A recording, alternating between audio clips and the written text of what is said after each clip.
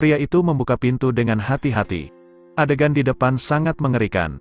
Kepala istrinya ada di mulut buaya. Tapi dia tidak khawatir. Dia tidak mengatakan apa-apa. Hanya pergi menghampirinya. Lalu menepuk badan Cie. Melihatnya tak bereaksi.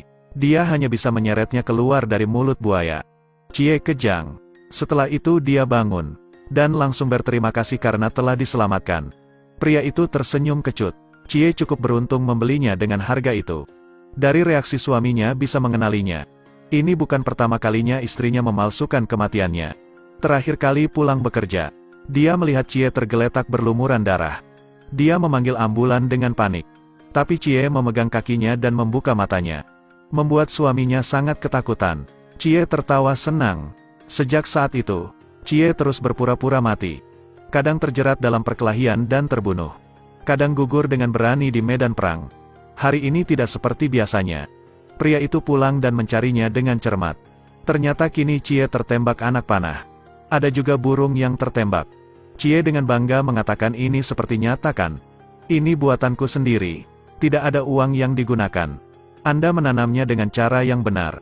Oke, rumah tidak bisa lagi menampung alat peraga. Jadi harus dibuang.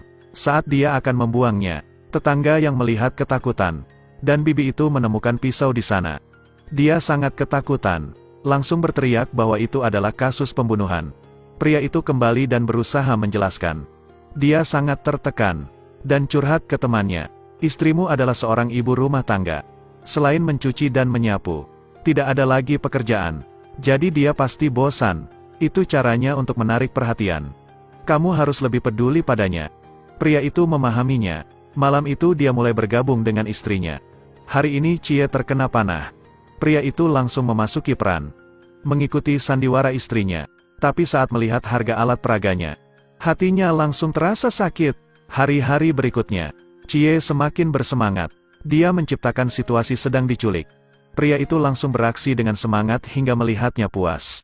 Tapi tak disangka, hari itu ada naskah di sisinya. Pria itu harus bertindak sesuai naskah.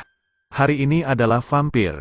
Hari besok Juliet. Pria itu bosan dan merasa sangat lelah hingga tidak mau pulang.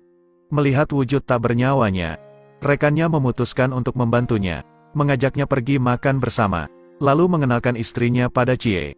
Saat ini Cie menganggapnya sebagai teman. Jika ada yang perlu dilakukan, mari lakukan bersama. Mungkin Cie tidak akan berpura-pura meninggal lagi. Tapi tidak sesederhana itu. Dia akan terus berpura-pura mati. Hari itu, saat akan pulang, pria itu bertanya apakah istrinya ingin membeli sesuatu. Cie bilang ingin gergaji mesin. Dia menghela nafas panjang. Sepertinya kejutan lain menantinya. Saat tiba di depan pintu, dia mendengar musik Mesir. Dia sangat panik. Benar saja, hari ini Cie berdandan seperti Raja Mesir.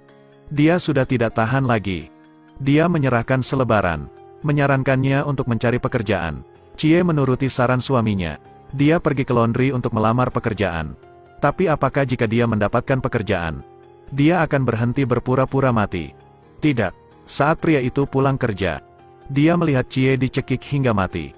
Cie bilang pergi bekerja memberinya ide ini. Dia membayangkan laundry dirampok, dan dia dicekik hingga mati oleh perampok.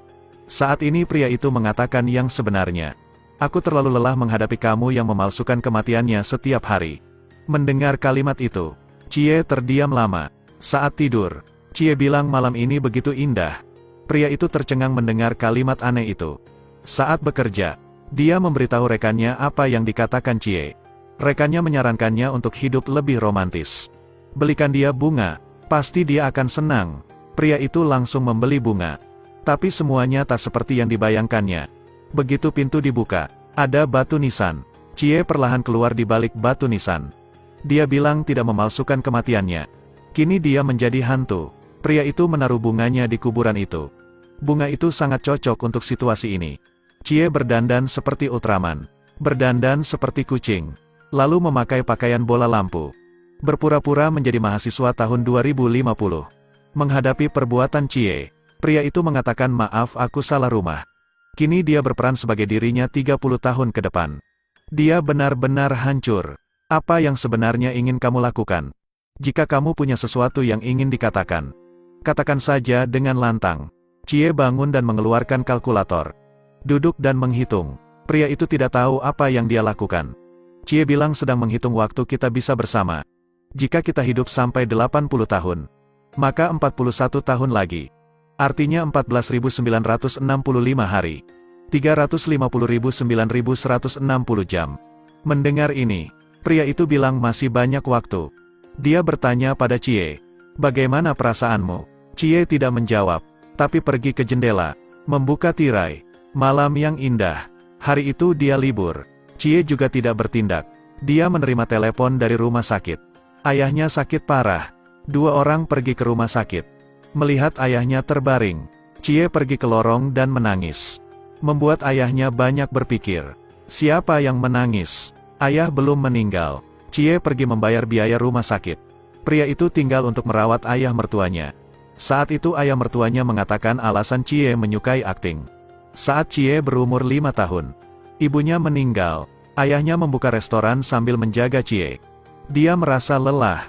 Cie sangat pengertian. Melihatnya menangis sendirian, dia langsung mengajaknya bermain petak umpet. Awalnya ayah menyebutnya menyebalkan. Tapi lambat laun, dia merasa hidupnya menjadi lebih menarik. Lelahnya hilang seperti itu. Saat ini pria itu akhirnya mengerti. Cie ingin membuatnya bahagia dan nyaman. Di malam hari, keduanya kembali ke rumah. Pria itu menemukan buku di ranjang. Dia dengan santai membacanya. Dia melihat makna sebenarnya di balik kalimat "malam ini indah". Terjemahan romantisnya "aku mencintaimu". Akhirnya dia mengerti. Ternyata Cie berusaha menyatakan cintanya.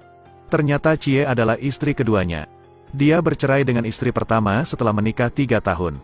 Jadi di hatinya dia tidak pernah merasa aman dalam pernikahannya. Saat menikah dengan Cie, keduanya membuat janji, 3 tahun sebelum menikah, akan mengenang kembali pernikahan ini. Lihat apakah itu akan dilanjutkan. Tenggat waktu 3 tahun akan segera tiba. Cie memalsukan kematiannya, lalu jadikan suaminya penyelamatnya, untuk menunjukkan kepastiannya dengan pernikahan ini. Akhirnya keduanya pergi ke tempat biasa berkencan. Saat ini mereka telah menemukan pasangan hidup selama sisa hidup mereka. Setelah keduanya menikah selama 3 tahun. Saat Cie pulang, dia melihat suaminya tak sadarkan diri. Dia panik dan memanggil nama suaminya. Tapi ternyata suaminya memakai caranya untuk menunjukkan cintanya. Cerita yang ini agak tidak realistis. Tapi sebenarnya ini kisah nyata di Jepang. Pernikahan selalu diawali dengan asmara. Tapi lambat laun akan menjadi pucat. Seperti segelas air yang disaring. Tapi jika Anda mau, Anda bisa menambah warna. Terima kasih sudah menonton. Ikuti terus Edelweiss Review untuk mendapatkan review film terbaru.